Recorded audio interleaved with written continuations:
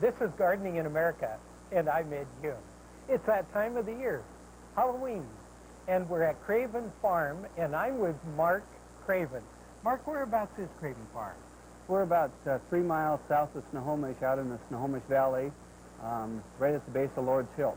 Yeah, right out in the state of Washington. Yep.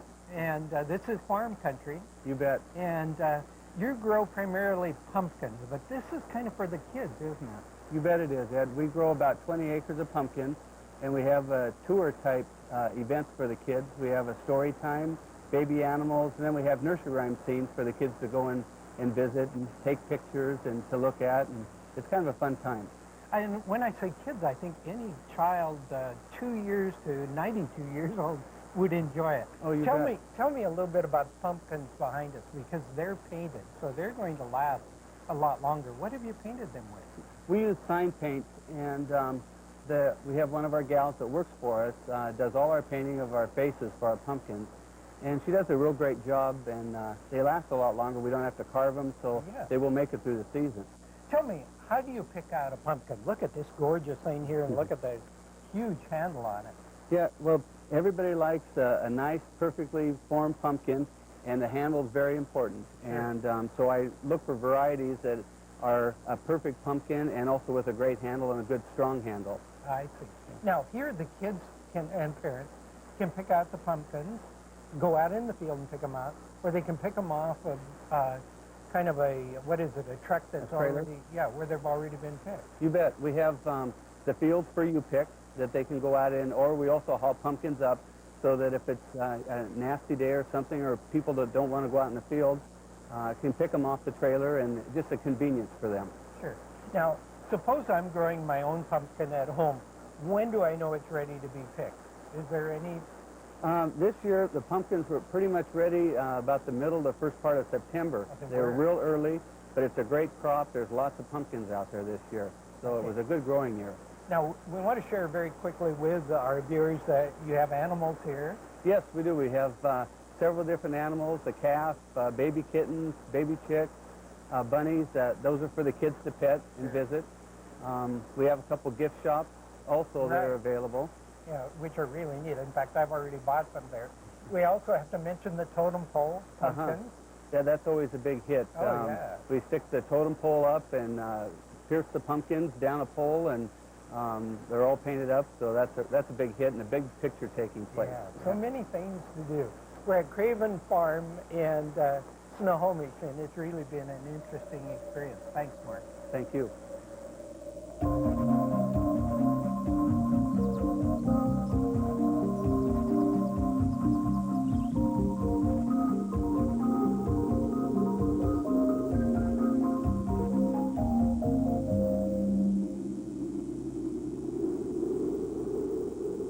It's time to think about wintering your geraniums. You know, you have to bring them in before that first frost in fall.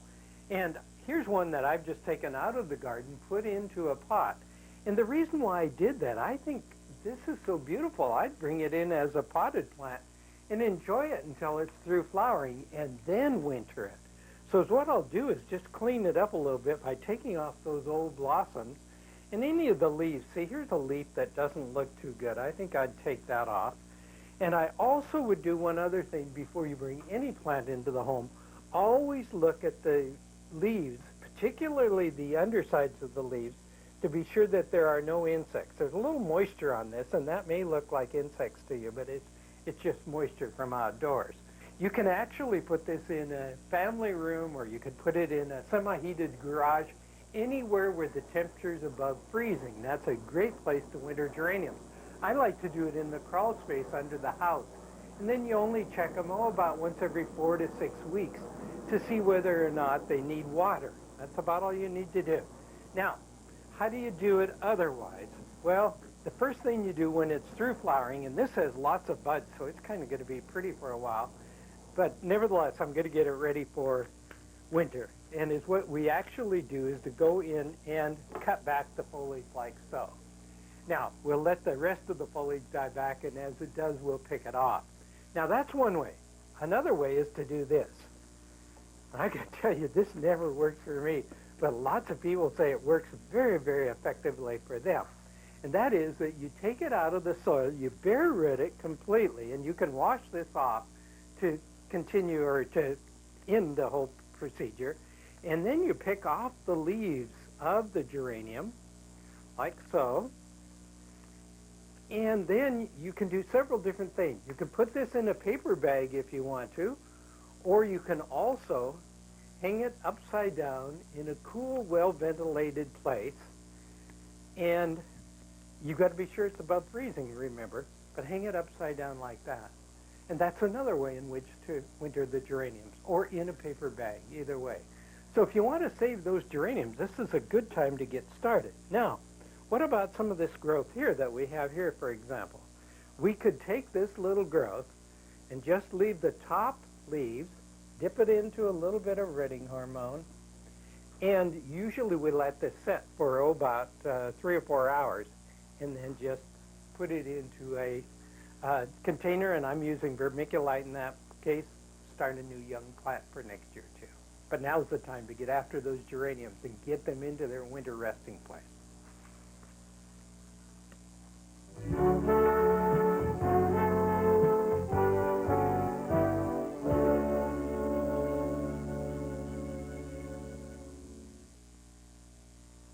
This is a great time to eliminate those weeds in the garden before they flower and go to seed.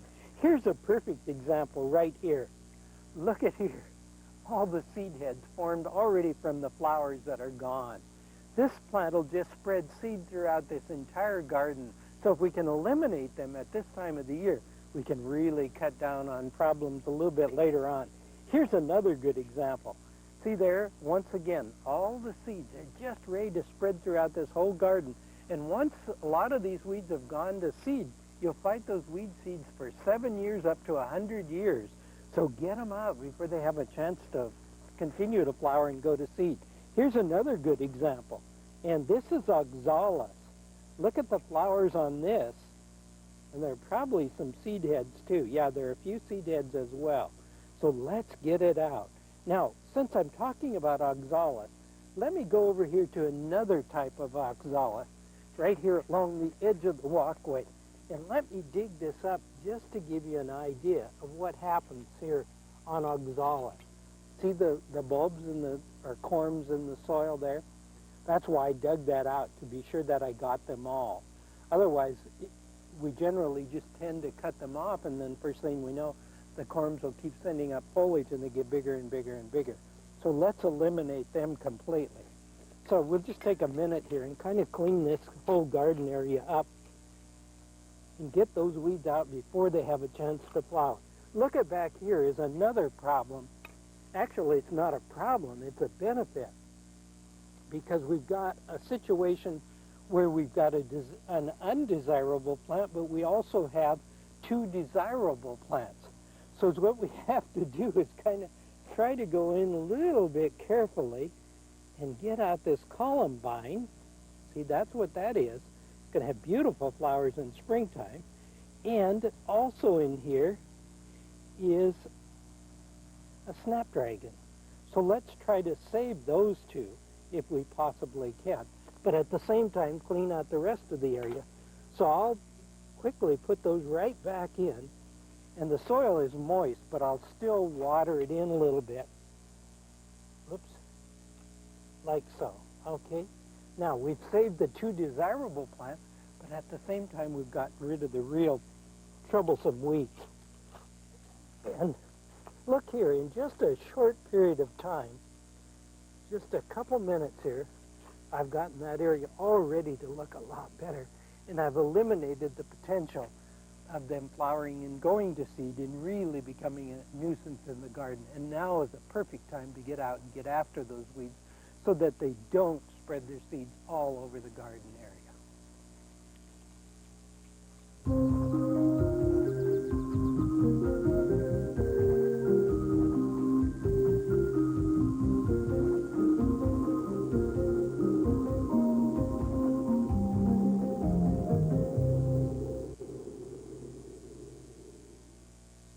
Sunflowers. This is October's fresh flower of the month. And you may think of sunflowers as being something that just grows at the end of summer in your garden, but actually now sunflowers are available year-round from your FTD florist. So you can go in and just order a couple of stems with maybe 2 to 3 days notice. They can get these in for you. Now, sunflowers, if you're going to arrange them at home, choose a vase that has maybe a slender right here, because that'll help support the heavy heads of the sunflowers. Another tip is to use the greens in the vase first. I'd use eucalyptus and the yellow statice, because the stems of the greens will help hold the heavy heads of the sunflowers up.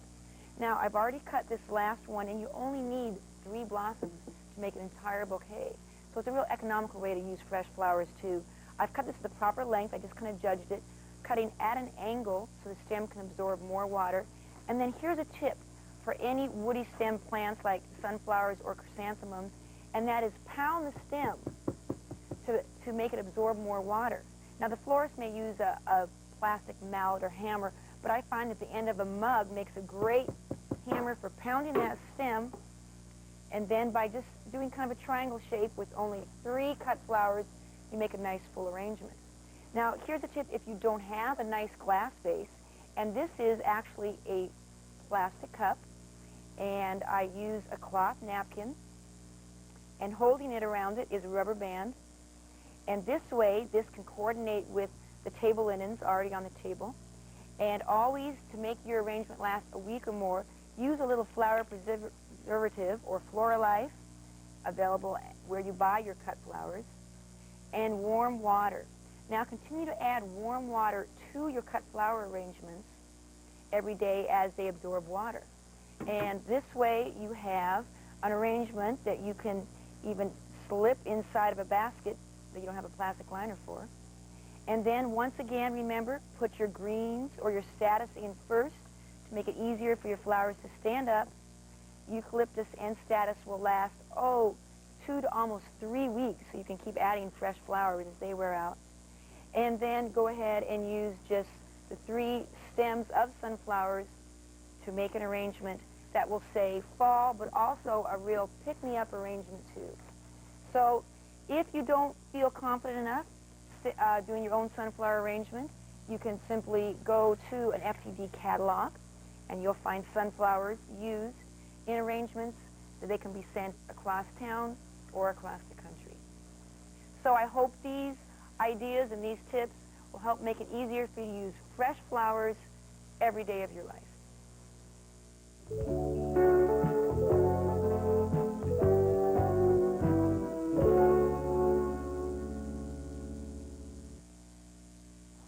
This small brick seating area with its accent stone as its centerpiece is a strong focal point in the landscape and a well-used area during nice weather. But with winter coming on and our activities focused more indoors, it seems a shame to leave a piece like this outside. So today I'm going to remove the accent stone, replace the brick, and show you some really unique decorating ideas for inside the house using this product and some of the other garden sculpture.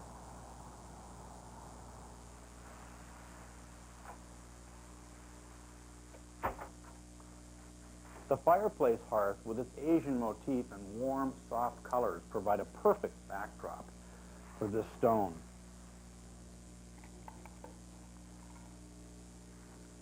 I love the overall look. The Chinese character etched in slate means peace and harmony in nature, but in this setting, it could almost mean peace and harmony in the house. Now, there are a number of accent stones available, and because the slate used is different for each etched design, each stone becomes one of a kind, a real work of art taking the time to place where it can be best viewed. Here, an outdoor bird bath, which is pleasing to view in the garden, but with falling leaves and even snow in the winter, it doesn't offer much for the viewer, or birds for that matter.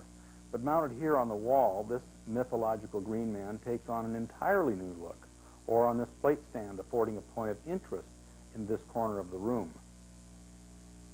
How about these pot feet? It's easy to see how they can be used indoors to add character and charm to an indoor plant container. This little sea turtle with its muted, weathered bronze finish looks right at home here on the fireplace mantel. Now here is one of my favorites. This frog container would do just fine outdoors all winter long, but the New Guinea impatiens would die at the first frost. I've added a few inches of rocks to the bottom of the frog container to compensate for the lack of drain holes and set the plant in the container. Now they both share a stately perch on the rim of the bathtub, just as though the tub and the frog container were meant for one another. I hope I've given you some interior decorating ideas for your outdoor garden art and demonstrated that hardscaping can be done without a shovel in sight.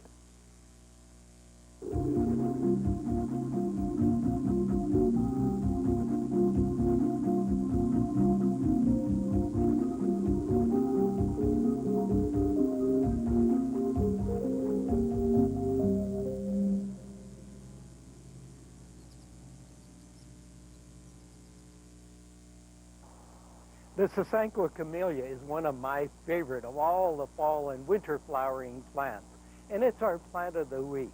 This is a new planting area, and I'm going to make it just Sasanqua Camellias. Now, I'm doing this in a theme all the way towards the entrance to the house, so there'll be different types of plants in different areas. But let's talk about the Sasanqua Camellia. This is a variety called Showa no Sakae, and it's been around for a long time. It usually only grows about 4 feet high, but you see this is trained up on a stake, so it'll grow considerably taller. But here's what's really interesting. Look at the buds on this branch. Just terrific. They'll provide lots of flowers for a long period of time. And then the flower on this one isn't open yet. It's just starting to bloom, but it will be a semi-double. It'll show stamens in the center. It's very, very pretty and a long, long flowering variety. So you can see by this one, it's trained upwards. It could also be grown freeform. Now, this one here is instead grown in an espalier fashion. And this is a variety called Setsugekka. And it's really pretty, isn't it? It's kind of a very white with a little tinge of pink in it with the yellow stamens.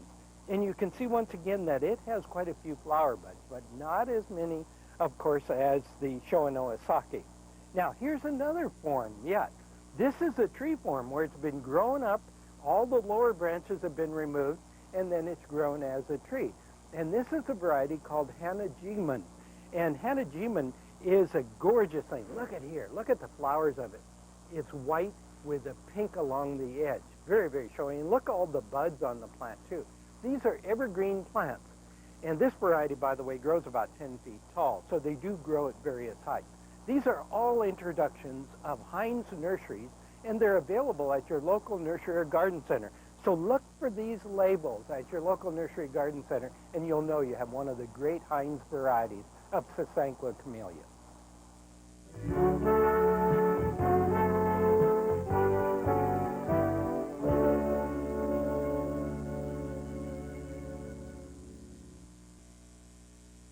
We're up in the northwest part of the state of Washington, and I'm at Merritt Apples today, and I'm with Alan Merritt. Whereabouts is Merritt Orchard? Well, we're about 10 miles west of Mount Vernon, 8 miles west of Burlington, along the shores of Padilla Bay. Oh, yeah. Now, we're talking about apples. How do you know when an apple's ready to eat? Well, the best thing to do is pick it and slice it, and if it's juicy and it has some brown seeds and it's edible, it's ready to eat. It's okay. Now, the old idea that a few fall on the ground doesn't have anything to do with when to pick them? Or? Well, it can. Some varieties drop very easily. Gravenstein and King are very, very easily dropped. So are Spartan. Okay, so that maybe isn't the best. Not the best indication. We have about a dozen varieties here, many of which you grow. What's your favorite?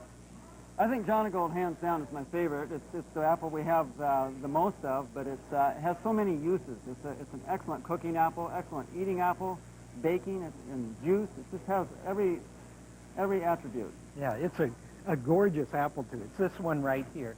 What about Melrose? Is that a good apple? It's a very good apple. It's similar to Jonagold. It has Jonathan parentage, and it's a Jonathan cross with a Red Delicious. Now, we're in western Washington, and I see a variety here called Hawaii. Yes. Does that grow well here? It grows very well. It's a chance seedling from California. It's a Golden Delicious type apple.